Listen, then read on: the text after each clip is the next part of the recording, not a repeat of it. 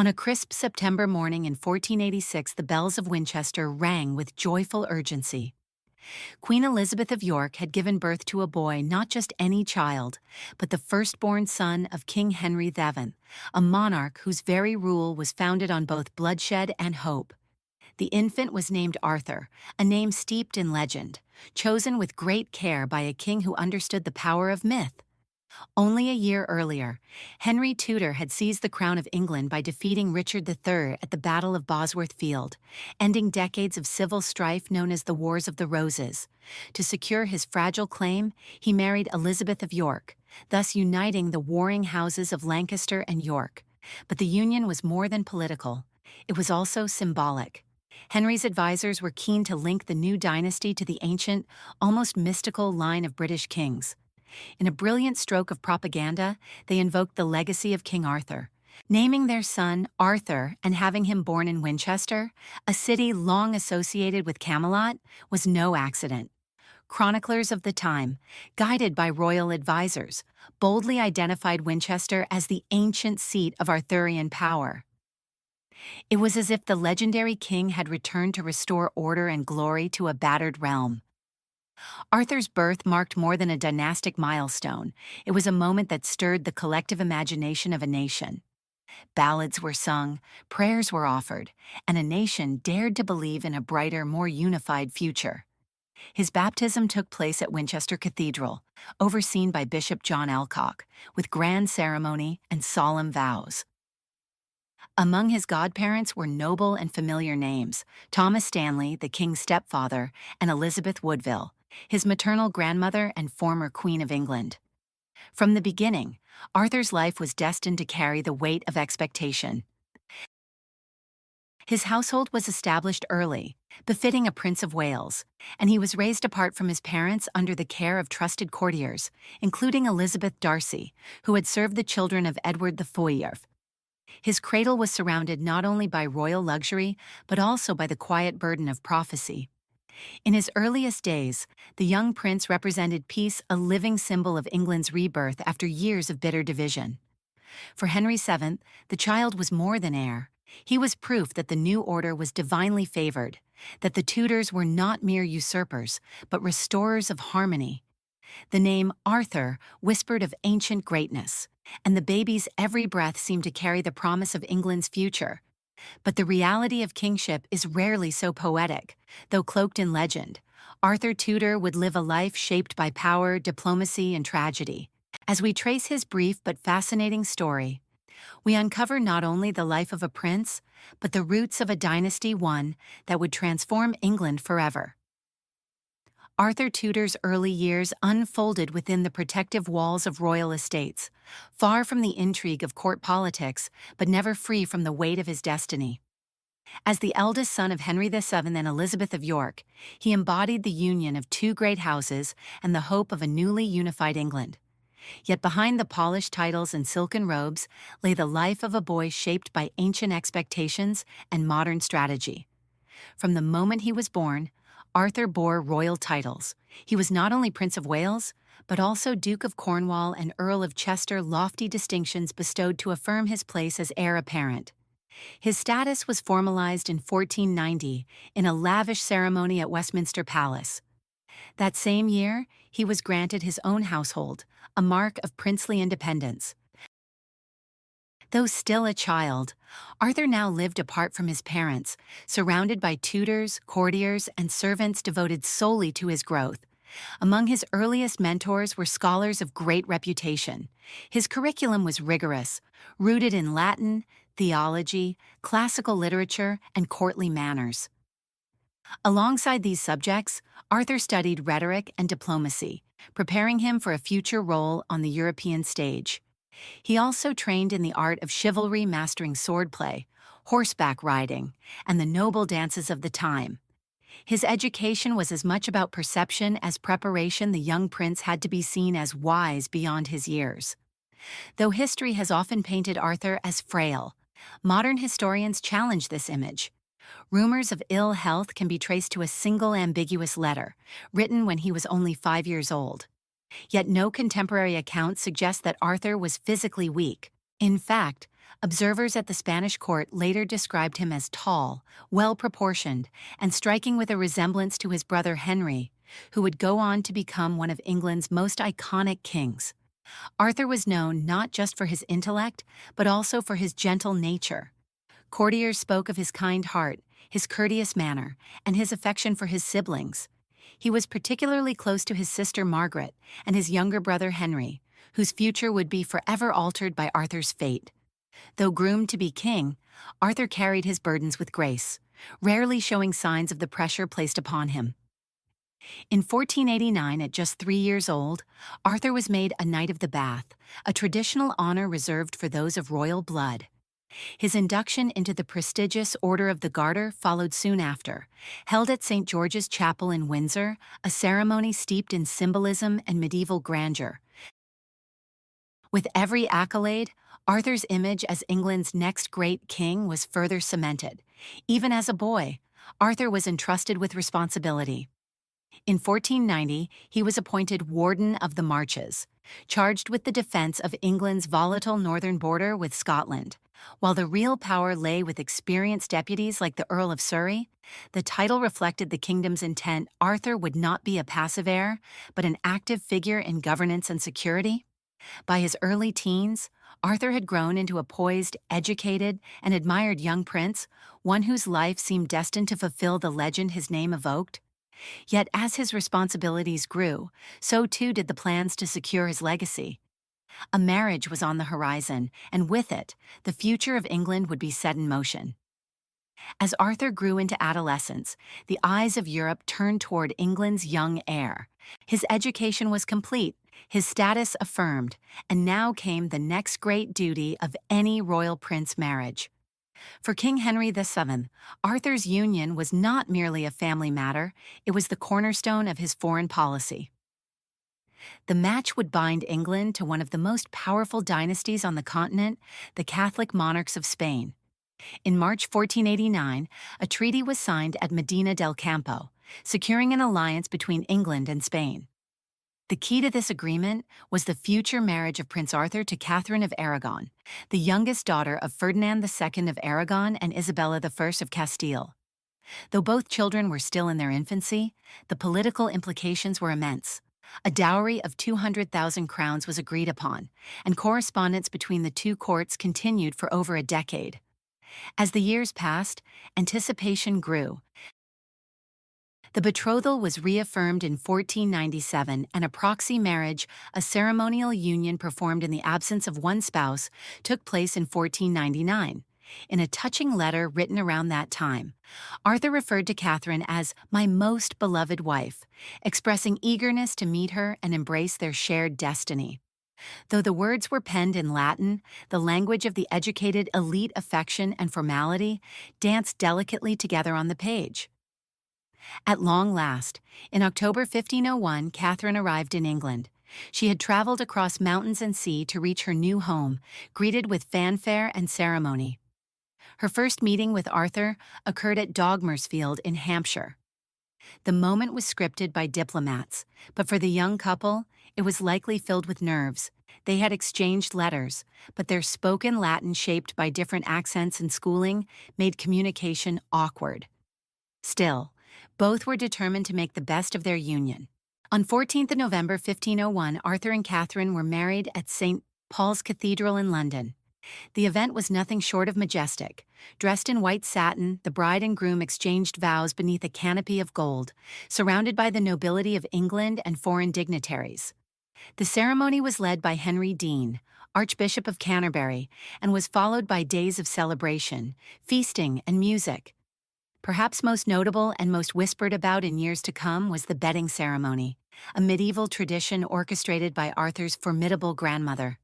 Lady Margaret Beaufort, Catherine, veiled and silent, was led to the bridal chamber, undressed by her ladies, and placed gently into bed. Arthur soon joined her, and the curtains were drawn. What truly occurred that night has remained one of the great historical mysteries, one that would later shake England to its core. Following the wedding, the couple spent several weeks at Tickenhill Manor and then relocated to Ludlow Castle, the traditional seat of the Prince of Wales in the Welsh Marches. Though Arthur was still a teenager, he was now expected to take on governance of the region, a key test of his future kingship. Catherine, far from her homeland, now found herself in the care of a new family and a colder, unfamiliar land. It seemed, for a moment, that the union of Arthur and Catherine would bring about a new golden age, the promise of England and Spain united, of legend and lineage intertwined. But fate had other plans. In the stillness of early spring 1502, the towers of Ludlow Castle stood silent against the grey March sky. Within its stone walls, life had settled into a new rhythm. Arthur, Prince of Wales, had begun to exercise his authority in the Marches, the borderlands between England and Wales fulfilling his role as heir and regional governor. Beside him was Catherine of Aragon, now his young wife and future queen. Yet beneath the solemn duties and gentle domestic life, fate was preparing to strike. Only 5 months had passed since their grand wedding at St. Paul's Cathedral. The pageantry and joy had hardly faded from memory when both Arthur and Catherine fell gravely ill. The nature of the illness remains uncertain to this day. Some historians suggest it may have been the sweating sickness, a mysterious and often deadly epidemic that had swept through England in waves. Others speculate it may have been tuberculosis, pneumonia, or even a sudden gastrointestinal disease. What is certain is this: on 2nd April 1502, Arthur Tudor died. He was just 15 years old. The news struck the kingdom like thunder in a clear sky. A prince named for a legend, born to unite a divided realm and carry the Tudor legacy into a golden age, was gone. In Ludlow, Catherine lay recovering from the same illness, unaware at first of her husband's death. When the truth was gently revealed to her, it is said she met it with quiet resolve, a dignity that would define her character in the years ahead. Back in London, King Henry VII and Queen Elizabeth of York received the news with anguish. The Queen was so overwhelmed by grief that she collapsed upon hearing it. The King, often remembered for his stoicism, was said to have wept bitterly. For all his careful planning, Henry had never expected to lose his heir so young. In their shared sorrow, Henry and Elizabeth clung to one another, a rare and intimate moment recorded in the otherwise measured chronicle of royal life. Arthur's funeral was held with the grandeur expected of a prince, yet shrouded in somber finality. On 25 April, his body was brought to Worcester Cathedral for burial. Catherine did not attend, likely due to her health and the customs of the time, and it was Arthur's younger brother, Henry, who now became the center of attention. The court, and indeed the entire country, began to shift its focus. What had once been Arthur's destiny now became Henry's burden. In the days following the funeral, attention turned not only to mourning, but to matters of dynastic urgency. Catherine, still a teenager and the widow of a prince, remained in England. Her dowry, only partially paid, became a source of delicate negotiation. More significantly, whispers began to circulate, whispers of a possible second match between Catherine and her late husband's younger brother. But at this moment in time, no one could see that far ahead. All they knew was that a bright flame had been extinguished. The boy born to unite the kingdom and revive the myth of Camelot had passed into legend far too soon. His chamber now lay quiet, his sword unused, his crown unworn. After Arthur's death, Catherine of Aragon found herself adrift in a foreign land, a widow at 16, her future suspended in a haze of court intrigue and royal uncertainty. The plans her parents had carefully laid, the alliance between Spain and England, and the destiny she had been raised to fulfill, all seemed to teeter on the edge of collapse. For a time, she remained at Durham House in London, her dowry only partially paid and her status ambiguous. Though treated with honor, Catherine was no longer a wife, yet not fully a princess. Her Spanish attendants worried for her future, and her own letters spoke of hardship and financial strain. Despite her noble lineage, she often lacked even the funds for firewood and clothing. Behind the curtains of grandeur, the reality was cold and uncertain, but King Henry VII was not a man to leave such matters unresolved. Catherine still held value politically, diplomatically, and symbolically. Her presence in England was too important to squander. And so, A new idea began to form if Arthur was gone. Could not his younger brother Henry, now the Duke of York, step into his place? There was precedent. Marriages between a widow and her late husband's brother, while unusual, were not unheard of among European royalty. But the Church had clear teaching such a union was considered incestuous unless granted papal dispensation. The Spanish monarchs agreed, and negotiations began. In 1504, Pope Julius II issued a dispensation allowing Catherine to marry Prince Henry. Provided her first marriage had not been consummated, a claim that would haunt them both in years to come, Catherine herself maintained steadfastly and for the rest of her life that her marriage to Arthur had never been physically consummated. Whether out of truth, honor, or necessity, this statement would later define her legacy. Meanwhile, young Henry, not yet king, was being shaped by the court and shadowed by expectation. His older brother's death had thrust him into a role he had not been born to play. The golden second son, once destined for the church or diplomacy, was now heir to the English throne. His education shifted, his freedoms tightened, his world changed forever. Despite the legal arrangements, Henry VII hesitated. He delayed the wedding, perhaps to keep his options open or to ensure full control of Catherine's dowry. For nearly 7 years, Catherine remained in limbo, a princess without a prince, watched by courtiers and foreign ambassadors alike. During this time, her resilience became evident. She continued to learn English, participated in court ceremonies, and maintained correspondence with her parents in Spain. Though young, she displayed a quiet strength, the dignity of one who carried both royal blood and heavy burdens. She had lost her husband, but not her resolve. When Henry VII died in April 1509, the future of the Tudor dynasty passed to Henry VIII, now 17, tall, charismatic, and eager to rule. Within weeks of ascending the throne, he declared his intent to marry Catherine. On 11 June 1509, they were wed at Greenwich Palace. The girl who had once arrived in England as a hopeful bride now became Queen of England. The court rejoiced, the alliance was renewed, and the page turned yet beneath the splendor. Questions remained. Was her first marriage truly unconsummated? Would this new union bring the long-awaited male heir? And how long could the past remain buried for now? However, England celebrated. The memory of Arthur lingered quietly in the shadows, his story already slipping into legend while the woman he left behind began her own. In the candlelit chambers of Sheen Palace, on 18 March 1496, a child was born who would come to embody both the elegance and defiance of the Tudor spirit. Mary Tudor, the youngest daughter of Henry VII and Elizabeth of York, entered a world shaped by politics, yet ruled, in many ways, by personal desire.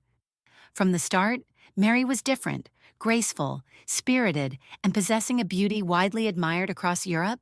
She became a cherished jewel of the Tudor court. Foreign ambassadors described her as nature's masterpiece, her complexion radiant, her manners refined, her laughter enchanting. But beneath the royal silks and courtly dances, Mary held something rare in a royal daughter, a will entirely her own. Like her siblings, Mary was raised in royal splendor, surrounded by tutors, musicians, and attendants. Her education was comprehensive, befitting a princess meant to marry into one of Europe's royal houses. She studied languages, music, dance, and needlework, but she also absorbed court politics, watching closely as her father, Henry VII, orchestrated strategic unions for power and peace. And so it came as no surprise when, at the age of 18, Mary was chosen to marry King Louis XIV of France, a man more than 3 decades her senior. The match was diplomatic, designed to cement peace between the two nations.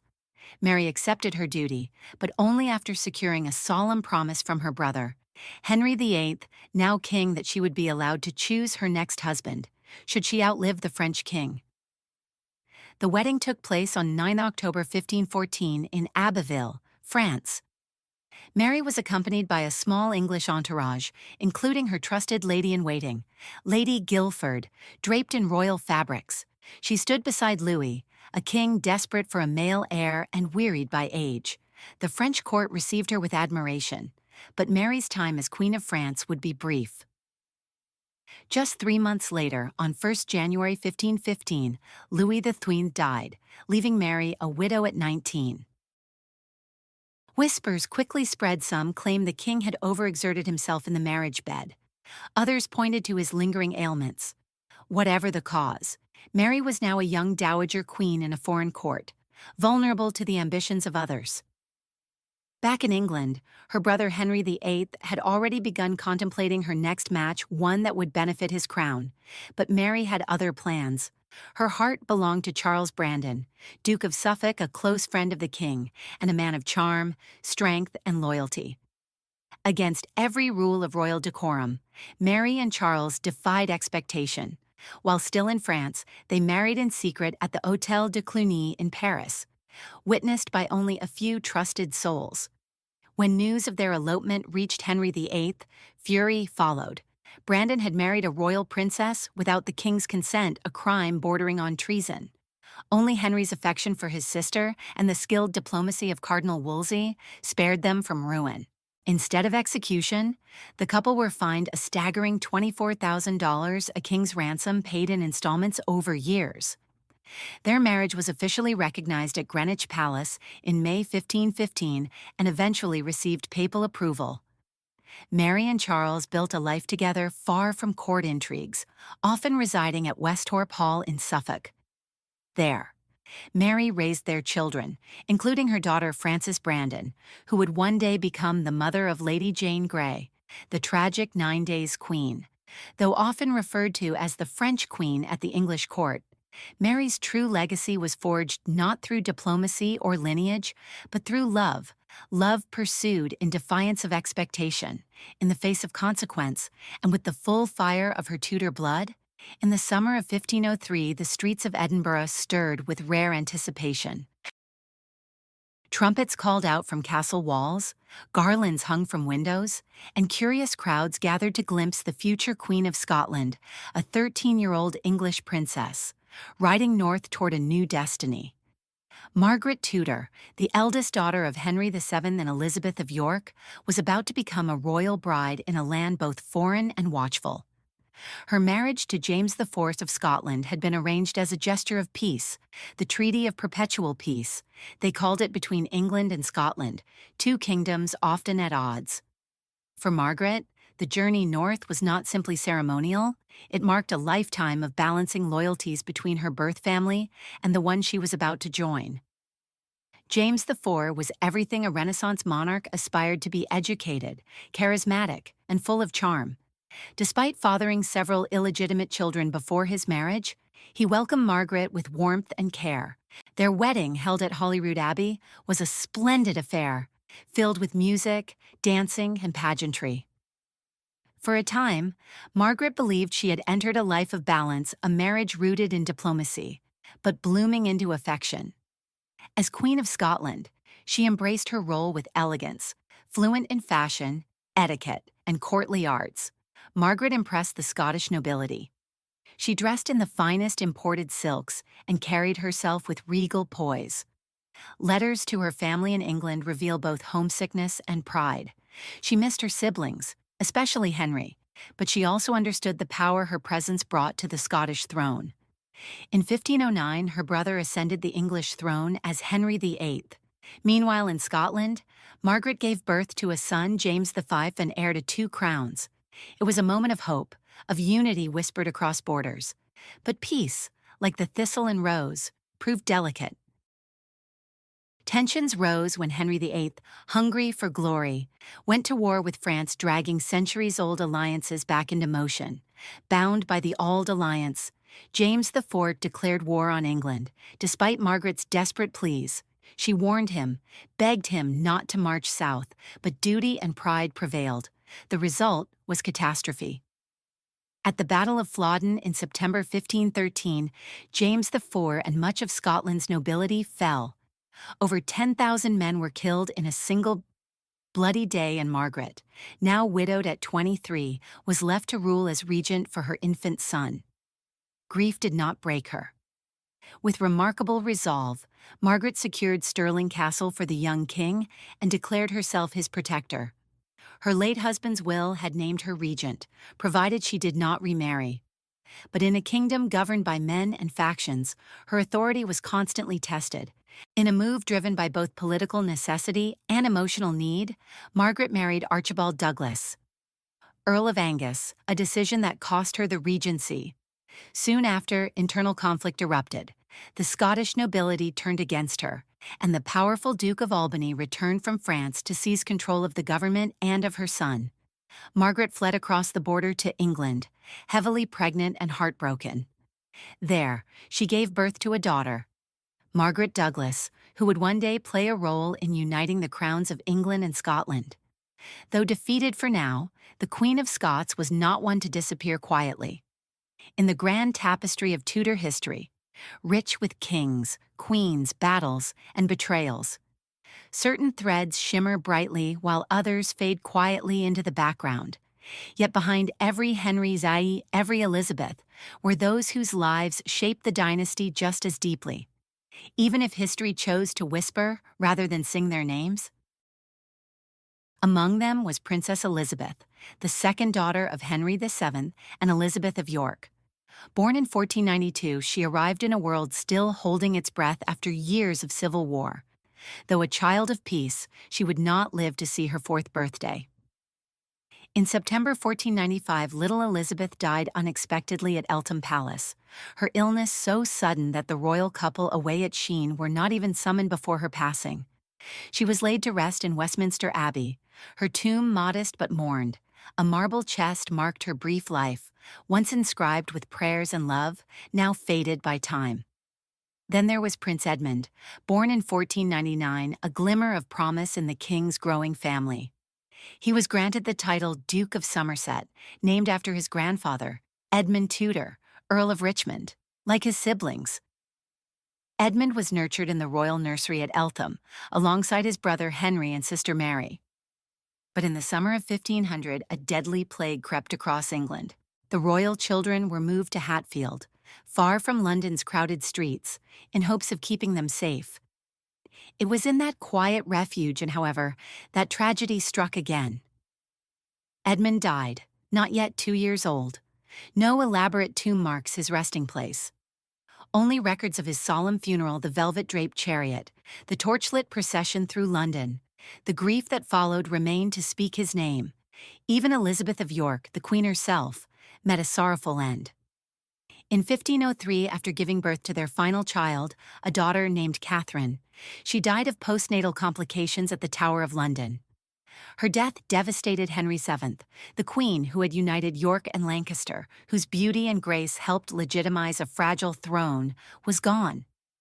She was buried with honor in the Lady Chapel at Westminster, beneath an effigy carved in white marble, her face calm, her hands folded, her legacy carved in stone. In life, these Tudors stood in the shadows of greater names. They left behind no laws, no conquests, no famous portraits, but they shaped the heart of the dynasty. Their deaths brought grief that changed the course of kings. Their lives inspired hopes that shaped generations. And what of those who came after Margaret Douglas, daughter of Margaret Tudor and future mother to the ill-fated Lady Jane Grey, carried the union of English and Scottish blood that would one day culminate in James VI of Scotland, the king who united the crowns of England and Scotland in 1603. The dream of peace between two ancient rivals, first imagined by Margaret's marriage, finally came true, but not without generations of sorrow, bloodshed, and political struggle. In the stillness of ancient chapels and the pages of crumbling manuscripts, their stories linger. These were the princes and princesses who never wore crowns, the mothers who died in childbed, the daughters betrothed and buried in the same breath. They lived not in triumph, but in tenderness, and it is in that quiet endurance that the true spirit of the Tudors endures. History often remembers kings, but in these forgotten Tudors, we find the heart of a dynasty.